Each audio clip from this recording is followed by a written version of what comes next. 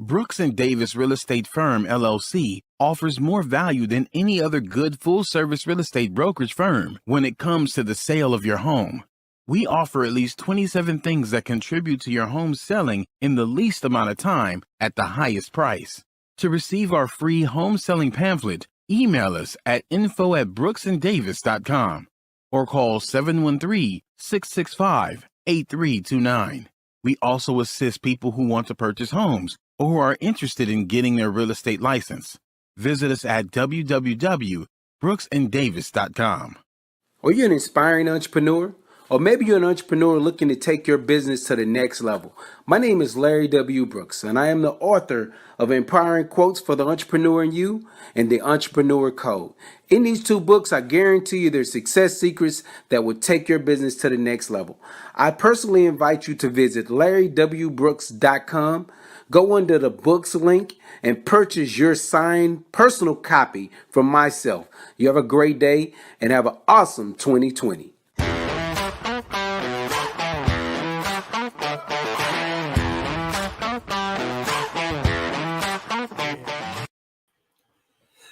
Happy Thursday. Welcome to the Prime Real Estate Network podcast. I'm your host, Ric Davis. It's an honor and a pleasure to be here with you this week.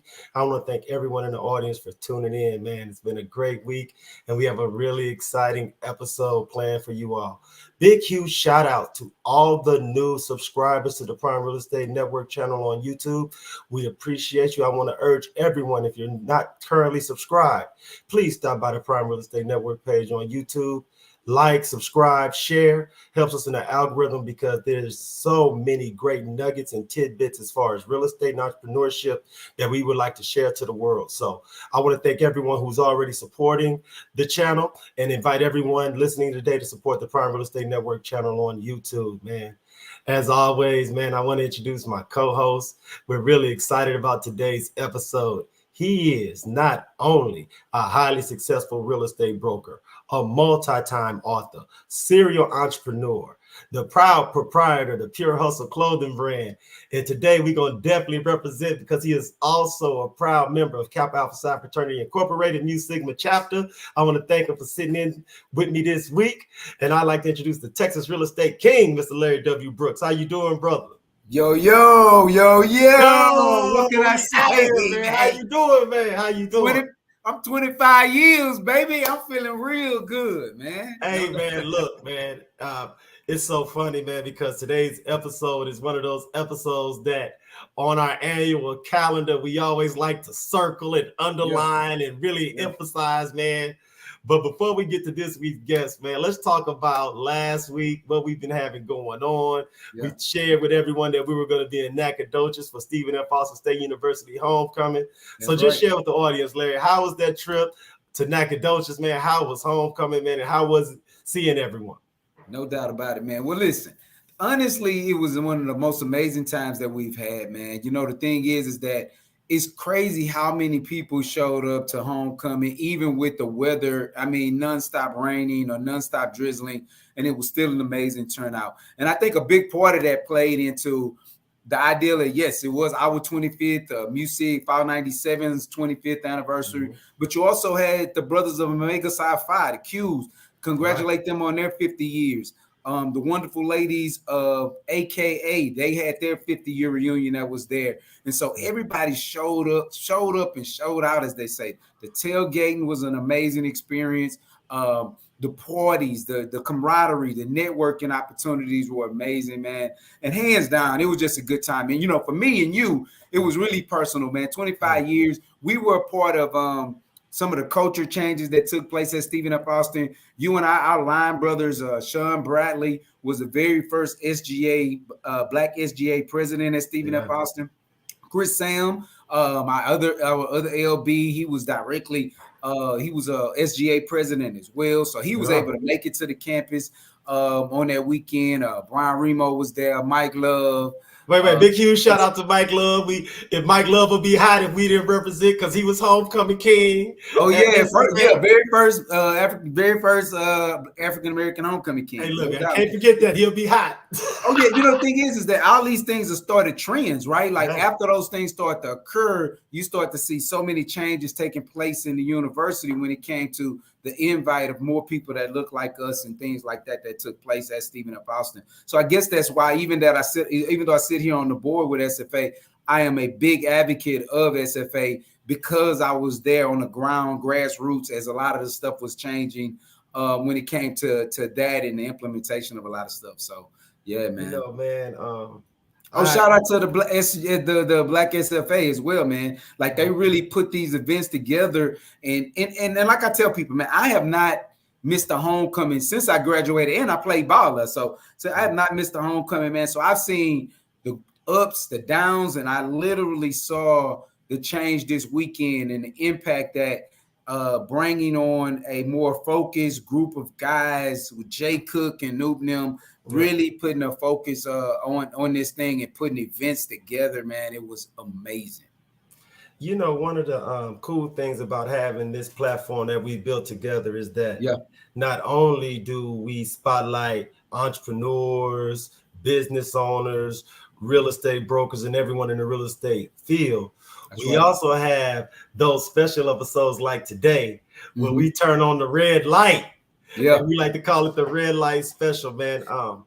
One of the things that we've had a chance to do in our life, being a member of Kappa Alpha Psi Fraternity Incorporated, is to bring other brothers into the bond over the years. And I take especially great pride in being a proud member of the Mu Sigma chapter of Kappa Alpha Psi. I'm sure you do as well. Yes, sir. And so does today's guest, man. So, Larry, you know, every week we try to take a little time to give the audience a little bit of background, a little behind the curtain into what it goes into producing the Prime Real Estate Network podcast. So if you could share with the audience a little bit about our relationship with today's guest and what we had to do to gain this fine gentleman's commitment to sit in with us today. Well, man, this one is easy, man, because this guy here, we had an opportunity to take part in who he is 15 years ago. And so with that being said, man, it was easy, man, just reaching out. Well, I would say it was easy because his schedule stays booked, man. So, you know, just having an opportunity to reach out to him, finding a way to align our schedules and get him on the podcast, man, has been an amazing experience. But for the most part, man, he's always been an advocate of what it is that we do. We've been an advocate about what it is that he does. And when the guests have an opportunity to meet him, they're going to see why. They're going to see the energy behind him. And so just being able to have this guy on the show today is just truly exciting for me, man.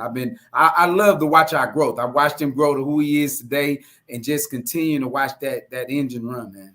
Oh, man, without any further ado, I'd like to introduce this week's guest. This fine gentleman is not only a professional comedian, he is a social media superstar, and most importantly, a proud member of Kappa Alpha Psi Mu Sigma chapter. I want to thank him so much for sitting in with us, one of the funniest men in the world. And I'd like to introduce Mr. Canice. Nnanna, how you doing, brother? Man, I'm out here. What's up?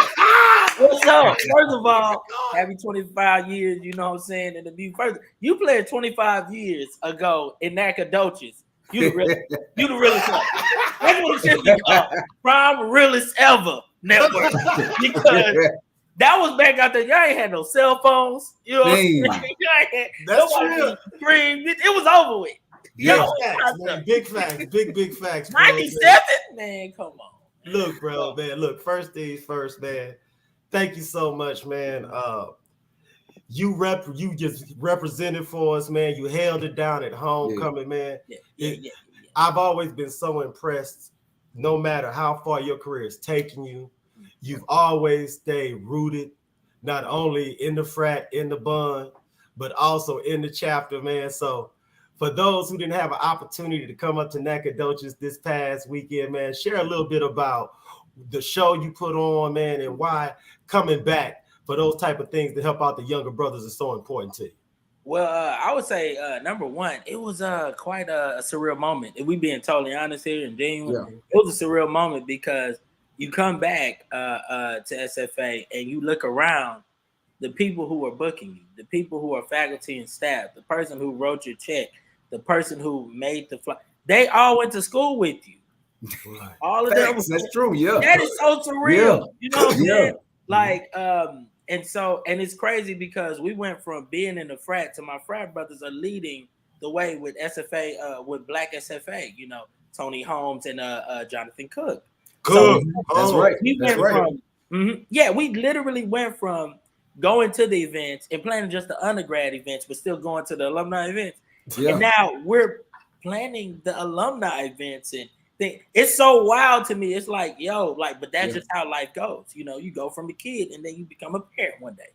You know, so it's so it's surreal. But yeah, man, I fully enjoyed it. I got to host the SFA, the actual schools, and the Office of Multicultural Affairs. They do a step show every homecoming. So I got to host a step show and stroll off or whatever that night. Shout out to Musig. We won the stroll off. Yes, we Come did. on, man. That was their first win ever, so they went crazy. You know what I'm saying? And the crazier part is the last time we won the stroll off, it was my line. Oh man, come on. I'm not lying to you. Right. We still got pictures of it. That's the last time we won an actual stroll off. So shout out to them because we you know, there's certain things we take serious. You know, you got to do an aisle show, and they was doing their stuff on stage, but then they hit the red light on, they hit the aisle. Got the ladies going crazy. I was like, that's how you do it, youngster. So yeah, man. And I was trying not to be biased because I'm hosting the whole thing. Right. But to see like the youngsters doing it, I'm like, oh snap. So yeah. Man, we enjoy it. We enjoy it. So yeah, so it was a surreal moment. Went there, put on a great show for the students and for the faculty or not, just the campus in general. And to be honest with you, all the alumni that I recognize, you know what I'm saying? So they were there too. So it was a fun show. You know, SFA changed, by the way, too. Like, and I wanted to ask you that. Dude, what did you notice coming in as alumni after being a student back in the day? First of all, I realized something. They didn't care about us when I went. They didn't care. I remember the bus would pick us up, right, and drop us off at the commuter lot. I mean, like, you know, pick us up by the commuter lot and just take us whatever. We had to walk from the commuter lot. You know what I'm saying? We had to walk from all the way over there just to get to campus. Now they bus stop is literally in front of the bookstore now.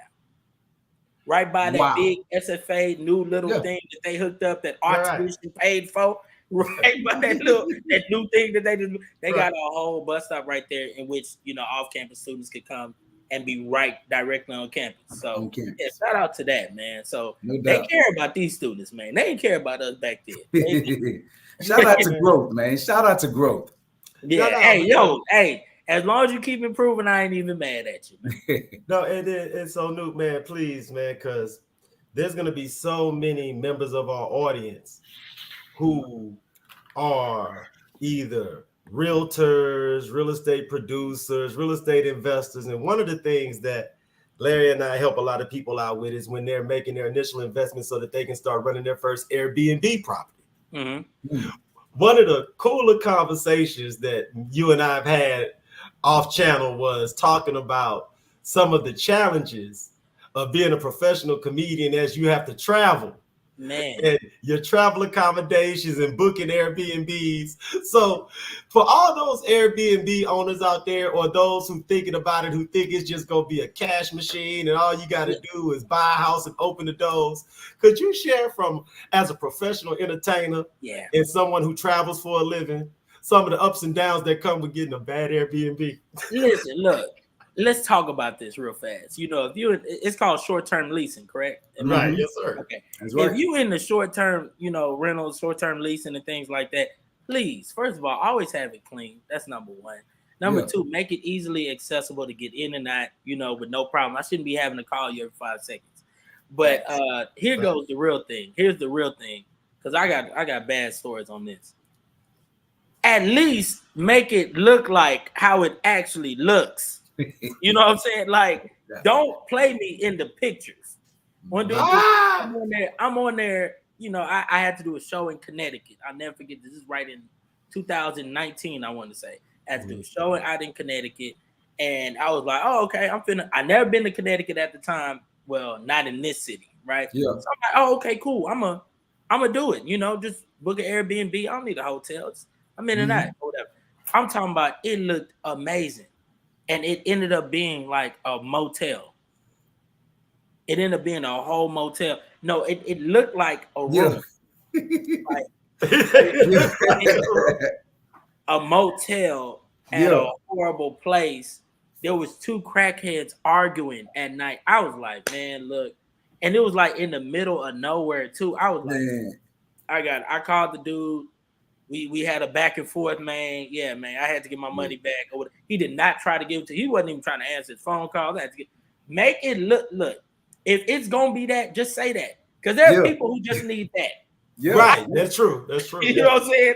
And you travel life, you know what I mean? You start noticing what you don't like, what you don't. And then I'm getting older too, so I'm like, hey, yo, I can't do certain things or whatever. So it's like, yo, motel is not on my list. You know what I'm saying?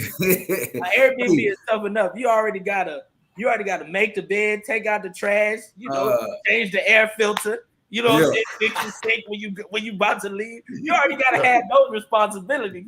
At least make it look like what you advertise. That is a big thing to me. And also, look, if we on Airbnb ain't the same price as it was, 8-7 years ago. Yeah. Airbnb went up. Like, yo, this is way cheaper than hotels. I'm doing it. Right. Now it's like, let me just go to the hotel because I want to save money. You know what I'm saying? Right. So, but Airbnbs do work. It's just keep them clean, and keep them exactly what they advertise. You get what I'm saying?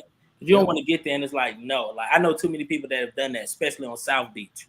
So, man.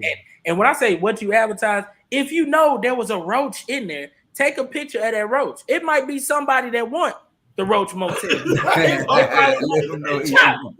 I don't know if y'all ever seen that news report where they had to close down the Airbnb. This is gonna get a little dark. They had to close down the Airbnb because they basically are renting out a place. Because some Airbnbs, it might be like a boat or whatever you can live on or something. This was one where it was like an old slave's house, old like slave quarters. Or whatnot, and there were some white people that used to, book it just to get the experience. Yeah, right. I heard about that. Of what it was, and so I'm saying that you never know what people are into. So if you know there's a roach in the corner, put that on there because there might be some people that want to be like, I want to see what it is to be dirty. Yeah. That's all I'm saying. You get what I'm saying? Just don't lie. That's all I'm saying. And shout out to all my friends that are in the short-term leasing and everything. Oh my God! By the way, no. And, you don't got to shout out to just those that want to feel like would it be dirty. No. Hey, yo, if that's what y'all want to do, come on. You know what I'm saying? Now, Mr. Brooks, as someone who travels extensively, domestically and abroad, have you had any Airbnb surprises or snafus? I have, and I'll be honest, man. I don't. I remember this one story, and then I'll tell you about my experience with Airbnb. But I remember one time there was a story of an Airbnb that was in the Morrissey projects in New York City. They just had they Airbnb to. Just imagine that you're in the Airbnb or project. They did the exact thing you said. Gave some great photos of the inside of it, and then you pull up and you are at the Morrissey projects in New York City where you don't want to be. So I remember that. I remember somebody talking about that experience with an Airbnb. But myself, honestly, I'm not a fan of Airbnbs unless it's like a group of people. Like it's 5 to 6 of us deep, and it's a bunch of room for it. But for my independent traveling, or if I'm too deep, I'm in a hotel, man. And then it depends on where I'm at because I enjoy safety too. So half the time, if I'm staying in an Airbnb, it's got to have an on-staff security 24 hours there. I need safety if I'm outside of the country for sure. So that's something. That's why I can't do motels. It's soon as you open the door, you outsid. Yeah. I'm from the hood. That's kick dough and fishing. You know what I'm saying? Right. You already know. You said that right. Yep. I can't do that. You know what I'm saying? And so that's why I'm like, hey, yo, I need sometimes in hotels it's better because you can't come up here. You can't even go to certain floors unless you got a certain key, So I like that. So I value that. For the most part, man, like here in the States it's not as bad, but it's always those little funny experiences, man. Like he said. Yep. One of the cool things about having you on, and I want to thank you so much for your time, is that I want to give our audience who know you an opportunity to learn some things about you that they may not be able to gain from seeing you perform or follow you on social media. It's something that's really funny, and I know Larry will get a kick out of this because he's a really big as far as travel. Remember when I asked you, Noop, about some of your underrated visits, one of your underrated spots, some of the spots around America that people sleep on, that's way liver than you would know, that don't just show up on everybody's travel list. Yeah, I ain't gonna lie. I had a good time in Oklahoma City. It was so weird. And it was a last minute trip. I had to fill in for somebody on the show. My friend called me, said, "Hey, can you get here this evening?" Call me in the morning. I said, "Cool, I catch a flight. Let's get it." I go out there. It was beautiful. They took me around. I got to see it. It was rich in blackness. You know what I'm saying?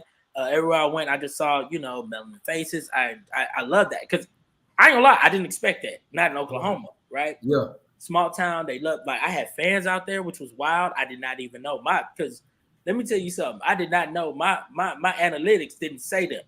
And they was there. They like, yo, man, we went to this school, that school. This is what we heard of you. We Greek here, blah, blah. I was like, oh, snap. They, okay. And then we do the show. It was fun. It was so rich of just good energy. And it was a peaceful city. Like, you would never think Westbrook lived there. You know what I'm saying? It was peaceful. You know what I'm saying? Yeah. So, and then the next day, we went to Tulsa, Oklahoma. That place is so rich in Black culture and history. It was like, I randomly enjoyed myself there. So that's a place I'm like, yo, I would go back. I would go back with no problems. So yeah, that's for sure. I know that sounds weird, but it's like, yeah, going to Oklahoma. Man, I went out there. So it was fun. I had a good time. I ain't gonna lie to you. No, it's great, man. I appreciate you so much because I personally met beautiful Black people from Oklahoma City, but I've never had the opportunity to visit that particular area or even Tulsa. So when you mentioned it, I was really intrigued because I was like, how few people, like, let's say you live in Dallas or where it's actually driving distance, would even think that area could be so rich in Black culture and Black history, where you could take your kids out and show them some things that they won't see anywhere else. Oh yeah. Now, it's wild out there though. But it's wild in Dallas. Now. Yeah. It's wild in Dallas now. You know what I'm saying? You think about Fuel City, you start seeing things you ain't never seen. You know what I'm saying? They got crackhead clowns out there. Crackhead clowns in the middle of June. You like, bro, it ain't even Halloween yet. What's going on? It's a wild thing. I love Dallas, by the way. If anybody's watching, I love Dallas. I always love Dallas. Dallas is one of my favorite cities. It's like my 102nd home. You know what I'm saying? 102nd. It's on the list, though. It's on the list. It's on the list, though. But yes, you would think like places like that would be rich in culture, things like that, which they are, or whatever. And then you go to like these small cities. Those are the ones that I don't know. Those are the ones that really get me. You know what I'm saying? So it'd be those small random cities or whatever that you like, oh, this ain't bad. El Paso was one of those to me too. I mean, El Paso is kind of big, but it was just so rich in just history and everything like that. I just wanted to take a tour and have a tour guide tell me about everything. So yeah, man, for sure. And look, I gotta ask you this question, man. This wasn't on my list, but you brought up the love you get from the African American Greek community, sororities and fraternities, and I know for a lot of members of our audience, you initially got on their radar because your Founders Day is that you used to do. So my two questions are this, dude. A, do you still do those Founders Day vids every year? And if not, do you feel pressure to have to do it, kind of like those rappers that make them New Year's Eve freestyle? Yo, man, I used to listen to it when I was in high school. I used to listen to Mad Skills every year. Come out with the end of the year thing, and I used to be like mind blown, like how he do this every single year, right? And then here I come making 9 videos about the same topic every single year, and sometimes I'll be looking like, after it's done, I'll be like, how the hell did I come up with this? Or whatever. But that's just, I'm blessed to have, creativity and talent, you know, and also the space and time to actually write and practice and rehearse, because it takes a lot to go into those things. So to answer your first question, do I still do them? No. Is there? But will I? Yes. I'm coming back. I'm coming back to it for sure. Because you gotta think about it. My first huge base, like of a subculture base, was my first niche audience was Black Greek organizations, just straight up. So I'm like, oh, I'm not finna forget about my core. Let's get back into it. I may switch it up a little bit now, you know, make it a little lighter and a little friendly now that they know me. You know what I'm saying? But it's hard. It's hard, yo, because they be coming to shows now or whatever. You know, so they come to your shows now. I was getting my time fixed. One dude was like, "Hey, you Canice 100K, Canice 100K, that's you, right?" Yeah, I'm a Sigma. I'm like, oh, dang. I'm a Sigma. Hey, man, yo, what's up with you? You know what I'm saying? I'm keeping my a little bit. What's your name? I'm gonna post you on social media, because you never know if they're gonna be bad or not. Because in this game, I done been threatened to be sued. I done, you know, and when we see you, we gonna see you. I done had all of that. But for the most part, the crazy part is it's always love, though. Like sometimes things on social media, you know, because ain't nobody finna fly and come see you at a show. Like ain't nobody finna pay a ticket to fly and come see you where you at, and then pay a ticket to get into your show just to beef with you. After you pay the flight ticket and the entry fee, you a fan. You a fan, no doubt. You might even take a picture with me now. Straight up. So, right? Because if you really don't like me, you don't want to be bothered by me. That's so right. I have to learn that too, or whatever. And so to answer your second question is, do I feel pressure? Yes. You know why? Because I have so many Greek blogs that are huge that still follow me. So every year they sending me messages or posting my old stuff, and they'll say, "Is Canice 100K gonna make a new one?" They got like this picture. It's a bat signal with my name on it. So every Founders Day when it's somebody's, they post that, and everybody be following me, and I get like a rush of so many followers because they know what's coming.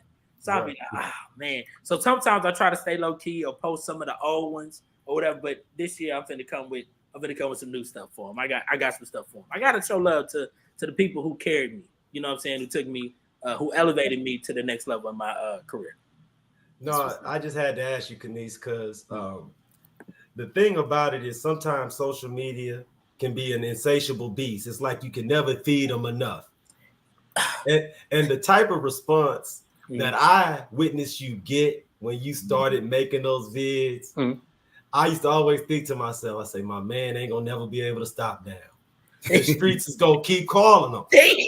I say the streets gonna call him. And I'm like, I hope my man can just be around the new generation of Deltas, AKAs, Dupes, Sigmas, Alphas, because I'm like, everything that you would talk about would be so fresh for Larry and myself, because you know we done lived a life.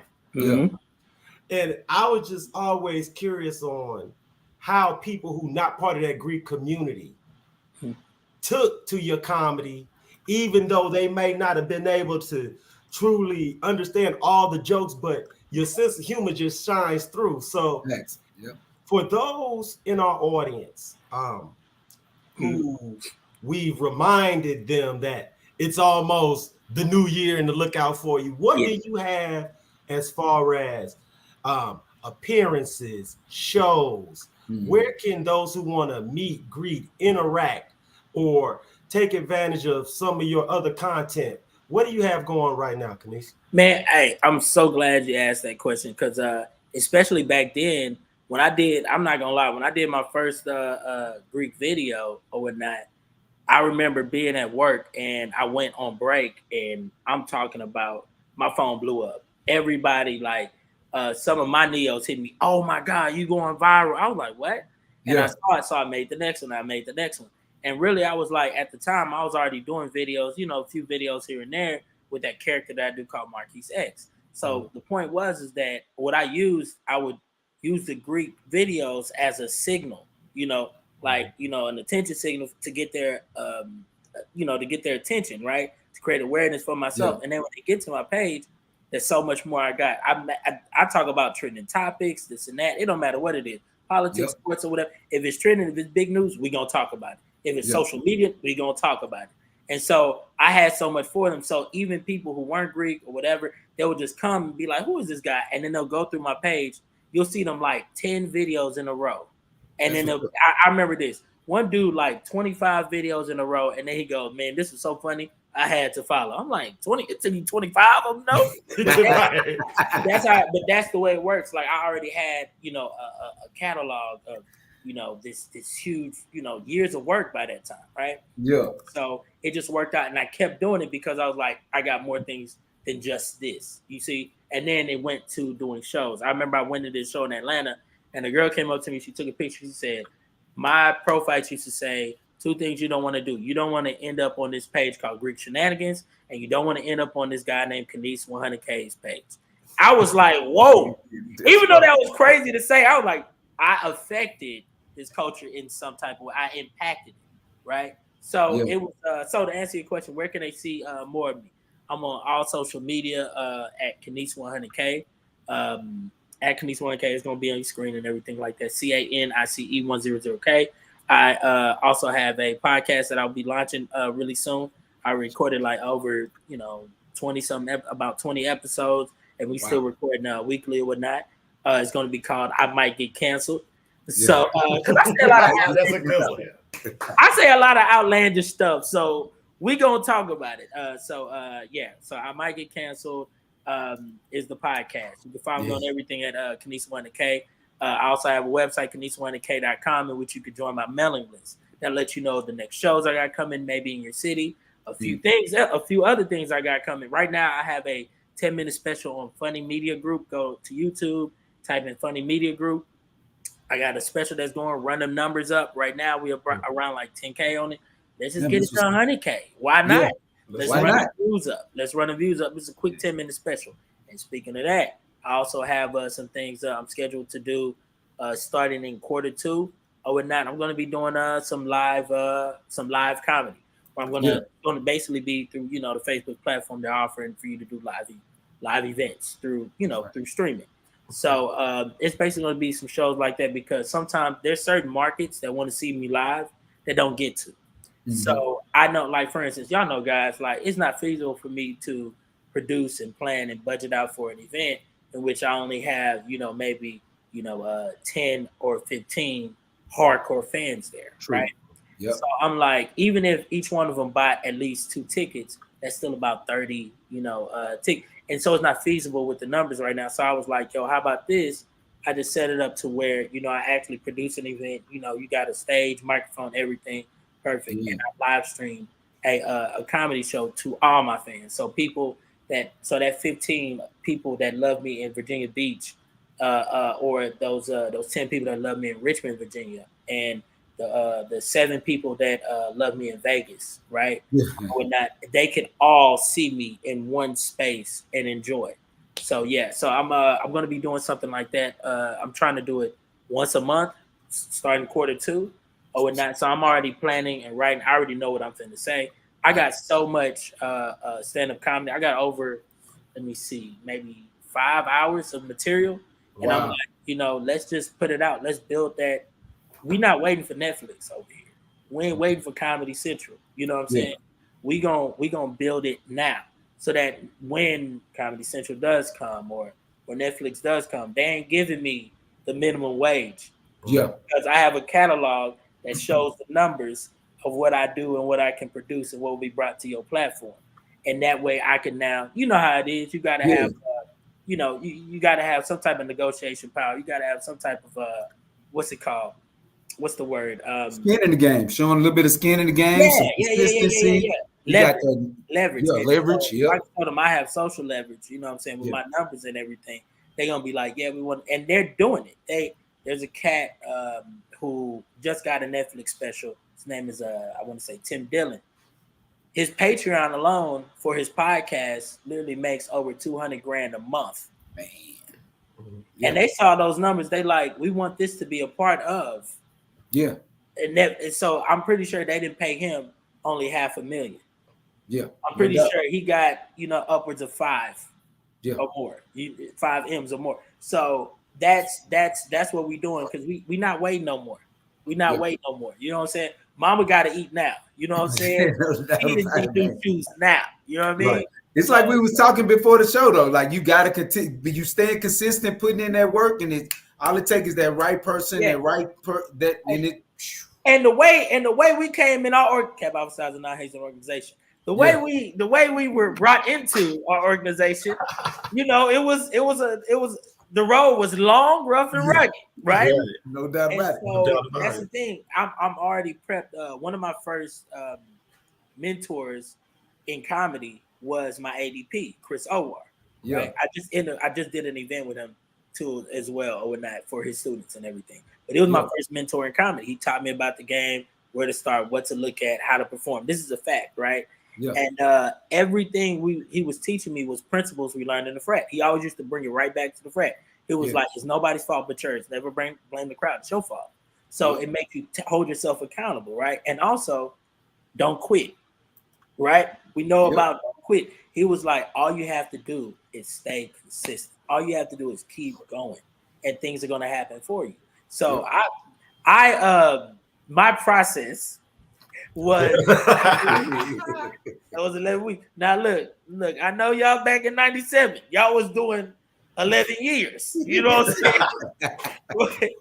Wait, my brother was 11 weeks, man. It was like that was long. You know, it was long. Yeah, probably only like 16 weeks. And I was learning about Cap Alpha Psi for 11 weeks. So it was like, yo. So I feel like, and not to mention, you know, the pre-work. You know what I'm saying? Pre-work. So I'm saying, like, it's those same principles or whatnot. Yeah. Like, how long can we withstand all of this? Are we worried about the end, or are we worried about finishing right now, today, on a good note, and then the next day we only worried about the next, and we just literally just step in front of each other. We're not waiting. We just we gonna be here until you get tired. That's where I'm at. That's where I'm at with it. I want to become the guy that people. Have you noticed the richest people be the ones who a lot of people make fun of because they always everywhere?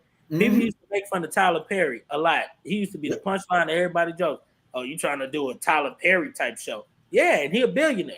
Yeah, he a billionaire. People talk about McDonald's. Oh, you eat McDonald's? Ronald McDonald is making money. Oh, I'm sorry, Ray Kroc. And he's everywhere, no doubt about it. And it's real estate. Literally, it's real estate. And so and it's still the biggest real estate company in the United States. That's right. McDonald's. So it's a lot of people don't know that. Yep. And so the thing is, because they are marketing themselves and pushing forward as if they already where they need to be. And so when people see you a bunch, they kind of be like, man, he always doing everything. Yeah, and he always making everything. He making them M's or them B's. You know what I'm saying? So I'm tired of making them T's. You get what I'm saying? Right. Or them H's. It's time to make. No, I gotta ask you, Noob, and not to cut you off, because every episode, man, one of the great things about sitting in this seat and doing this show with Larry is that we've met nearly 200 business owners and entrepreneurs. Mm-hmm. And what makes me the most proud about watching your career develop is that you were a mature businessman about your comedy career. And everything that you've done has been moving forward as an entrepreneur, putting your own skin in the game, putting yourself out there, making your own way, and doing things from a baseline foundational level and building up. And I want to ask you, when you were growing up, when you were younger, was there any members of your family, your close personal familial circle that may have been business owners or entrepreneurs that served as an inspiration and a motivation? Who kind of like lit your fuse so that you could get out here in this comedy game and explode and not be afraid to travel that road that's less traveled by most people? I'm gonna be totally honest with you. Two names come to mind every single time. I mean, like while you were saying that, and they both just so happen to be in Mu Sigma. My brother Randall, or whatever, who I pledged with. Shout out Randall. Shout out Randall. I pledged with my older brother. My older brother Randall, or whatnot. He always keeps me motivated. It's not that he's in film now, right? But it's not that he was super entrepreneurial with his mentality. It was more so it's like, why not you?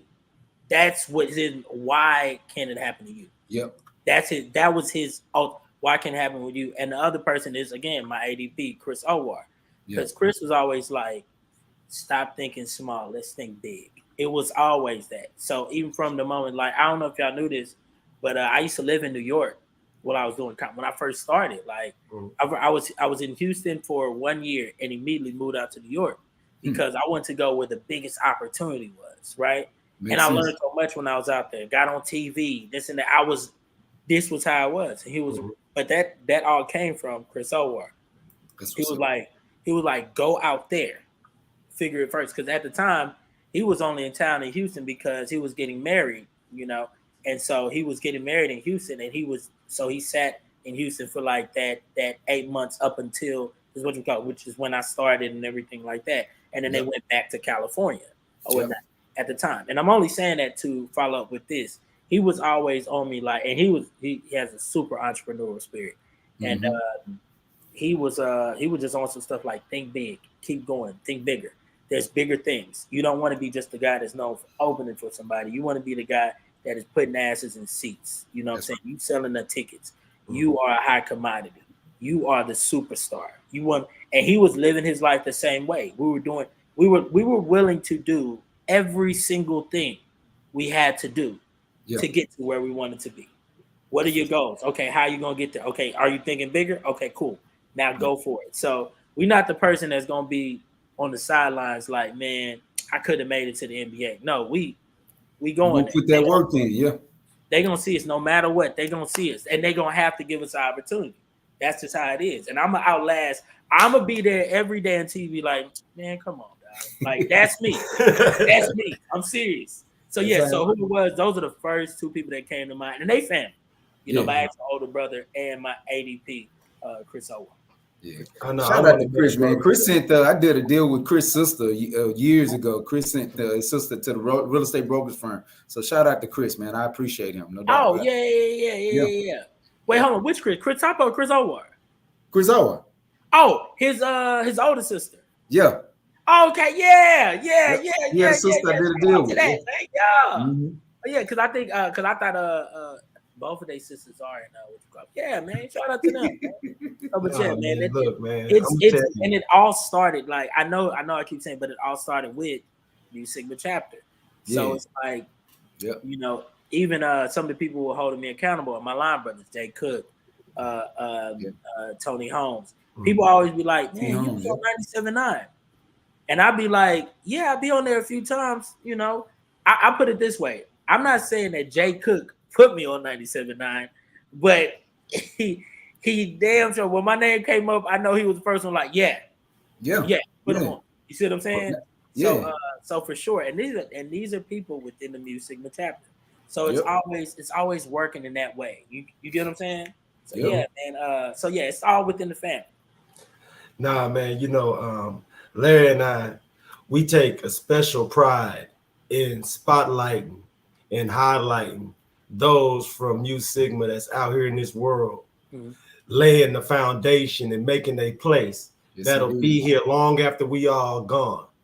And I want to just implore you to keep going, keep moving forward, because even if people don't always tell you directly, you're inspiring so many of the young noobs that come behind you at the chapter, Kappas in general, comedians, and those in that social media space who just feel like I'm one viral video away. Man, look, and it's the Wild Wild West. It can literally happen.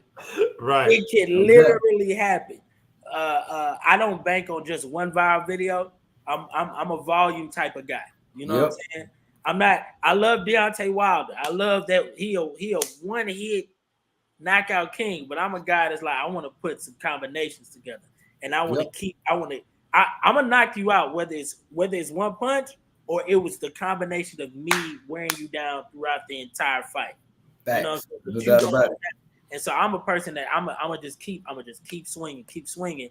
And so it's so crazy that you just said that or whatever, because like I'm gonna keep going. That's literally it. Like I'm gonna keep going and I'm gonna overwhelm. That's the thing. You gotta overwhelm or whatever and try to add value. That's the only way, you know what I'm saying, we could be as successful as we really want to be. it just keep overwhelming people with value. So yeah, most definitely. And I appreciate you for saying that. That people who are inspired by me.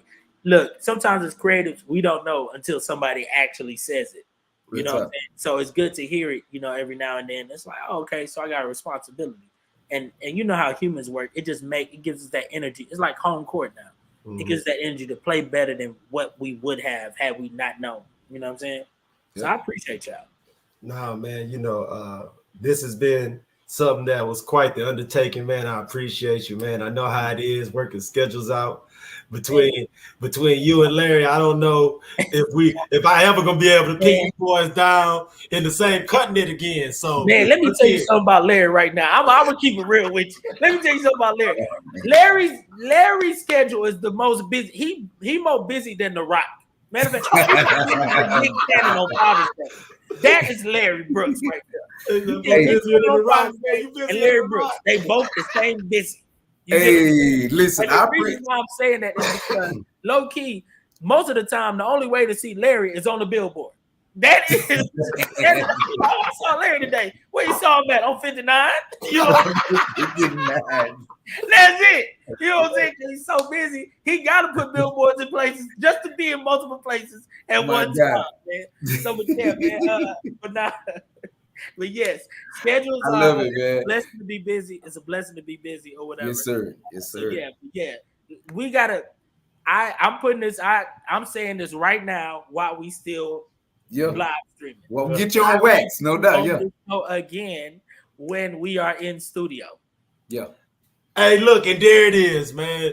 Yeah. And that's the commitment, man. He said it, man. I ain't twist his arm. Larry ain't twist his arm. We ain't I want to be. I personally want to be there in studio. In studio. We got more to talk about. This ain't enough time. Yeah. We got more to talk about. I'm serious. So I want to be there in studio. So, and I'm always going to I always got something launching and coming up. So I got new things to talk about too. But we got more. We got more. There's gonna be a continuation from this. I'm saying it right now, live. So y'all got to do it. I'm putting the pressure. That's it. We locked in on it. We locked in on it right now. It's a done deal, man. Nuke, man. I want to thank you so much, man. Larry and I want to wish you the best professionally. We want to wish you the best personally. We want to wish you nothing but success financially. We want this game to give you everything that you got coming and more. You know what I'm saying? I know we always talked about thinking big, but let's think even bigger. Yeah, there are no limits, man. Everything is out there, man. So bless you, brother. You know what it is, man. You know you got family here all the time.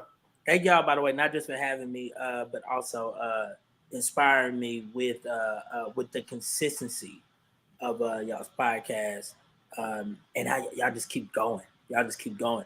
It's like, because sometimes it's a lonely road when you're doing this, but when you see other people doing it and doing it big, and doing it longer than you like, oh, I ain't tired.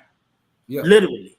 Right. So, and that stuff motivates me and keeps me going. Because, sometimes on social media, we can get lost in all the glitz and glamour, what everybody's doing or whatever. Like, I told myself, I'm literally going to cut everything off social media and just leave the people who are grinding, because I want to wake up every day and look and be like, they working, I need to work. I mean, you working. You know what I'm saying? So yeah, when I look at y'all, when I look at y'all's page, when I look at y'all's podcast on my Apple podcast or whatever, and just to see that y'all just doing episode after episode, y'all not stopping. That right there, because the only thing that guarantees success is consistent work and progression. So when I see that, I'm just saying thank y'all for inspiring me, especially me being new to the podcast world. I had to take this in and be like, I respect it. You get what I'm saying? So yeah, so thank you guys too as well. No doubt. Appreciate you, brother, man. Indeed. Like you said before, we're going to set the studio out for us, man. We're going to do something real live, man. Until next time, brother, just know it's always a pleasure, man. And I'm sure everybody in the audience is going to die laughing. They're going to be like, yo, we was not expecting nothing like this from Rick and Larry today, man. So I thank you so much, bro. Yeah, not a problem. Until next time, brothers. Yes, indeed. Man. Have a good one, yo. Love you, man. Love you. You're right, go. Brooks. Hey, man, that was one of them right there, bro. That was one of them right there, dog. That was, listen. All about it, man. No doubt about it. That was good. That was a good one, man. Look, man, before we sign off this week, man, anything you want to share with the audience about what's going on in the world of Brooks and Davis Real Estate Firm and the Texas Real Estate King? No doubt about it. We just came out with our November calendar for events, you all. So most definitely follow the Brooks and Davis Facebook page, as well as the Texas Real Estate King, my page as well. I'll be posting as we get events coming, man. The Houston Texans are playing tonight, Thursday night football. So be a part of that. Find somewhere to support my squad. We're going to get it together sooner or later. Hey, man, you better shout out the Astros, man. The Astros playing for everything tonight. Come on, man. Listen, we about that. This is what we like our back against the wall like this, baby. This is what we do in the Stros. This is what Stros do. Man, big shout out to everybody in H-Town. Big shout out to everybody with the Houston Astros, man. We like championships in the city. Yes, we sir. like winners. So let's go and bring sir. that trophy home, man. On behalf of myself and the Texas Real Estate King, Mr. Larry W. Brooks, I want to thank everyone in the audience for tuning in. Big, huge shout out to Canice Nnanna, man. Brother, thank you so much. Until next Thursday in this same hour, man, everyone out there in the audience, please be safe and be blessed. Be blessed.